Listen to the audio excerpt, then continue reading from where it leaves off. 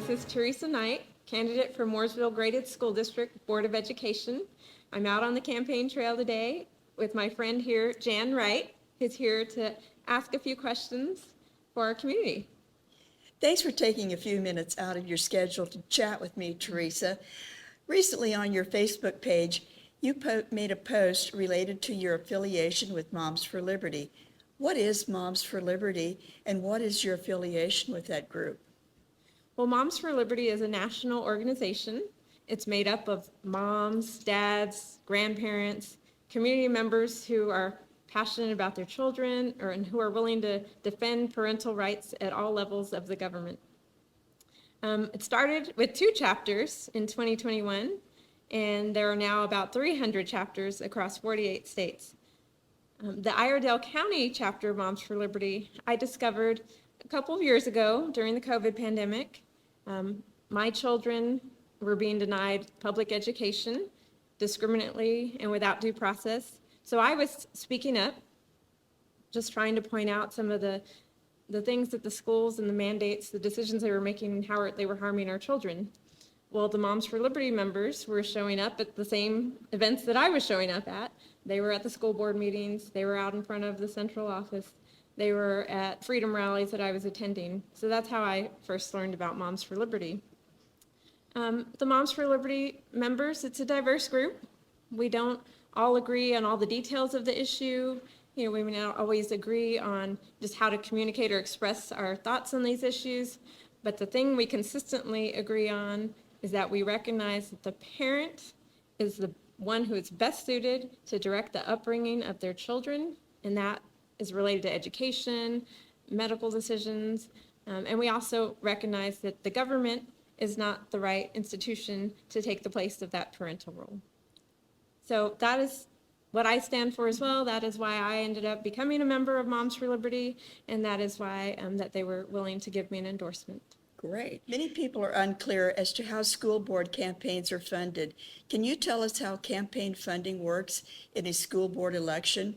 What does funding look like for your campaign specifically? Candidates are the ones that are responsible for tracking anything related to their campaign. So that means all the expenditures that they make, any money that they take in, it is the candidate's responsibility to track all of that. Now, they can take from different sources. Some candidates decide, I'm only using my own money, and so they will just spend their own money on the campaign. That still has to be tracked, every expense that they make. They can also decide they're going to use other sources of funding. That funding could be donations from individuals. I've received many donations from individuals, my friends, people I used to work with, people that have been in some of the organizations I've been in, including Moms for Liberty.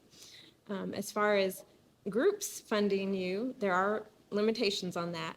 You cannot receive any campaign funds from a business, nothing in kind from a business. That is something that is prohibited for campaign funds. And then there are other types of organizations that you can receive campaign funds from, but they all do come with certain criteria as well that they have to be met, whether it's a nonprofit or a political action committee or something like that.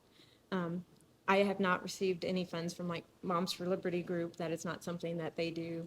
I have not received funds from any other nonprofits or those types of funding sources. Most of my funding, again, has been my individual contributions and then contributions that I've received from people that I know that I've asked to support my campaign. Great, thank you. Theresa, Mooresville Graded School District is a nonpartisan election, while Iredell, Statesville schools are partisan elections. What are your thoughts on partisan versus nonpartisan elections when it comes to school boards? There are really benefits and disadvantages to partisan elections and to nonpartisan elections. In fact, in Mooresville specifically, Vicki Sawyer did file to make a change to the elections and make them partisan. Oh. Now, when that came up, there was definitely some voices that came out. The school board that is currently in place, as well as the town of Mooresville, they didn't want that to happen. Vicki Sawyer, I had reached out to her to find out, why she took that step, and she did mention a few of the benefits that would come with a partisan election. Not her words exactly, but one of them she mentioned was that it would bring out more voters. Another one that she mentioned is a cost savings to the county if you align those elections. And then the third thing that she mentioned was better communication between like the local and the county and the state candidates that are all running at the same time. Okay. In my opinion, those benefits are a moot point if the constituents don't support it changing to a partisan election. For a nonpartisan election, a disadvantage would be lower voter turnout. However, I think that that also tends to mean that the people who are coming are more engaged in the local environment, and they're doing their research, and they're really trying to make sure that they pick the candidate that is best for that position. And as a school board candidate, I would like to see that people are selecting me not necessarily because of a political party, but because I have a solid academic foundation, I'm passionate about education, and I'm the best candidate for Mooresville Graded School District Board of Education. Great. Thank you so much for taking time to clarify some of these issues. Thank you.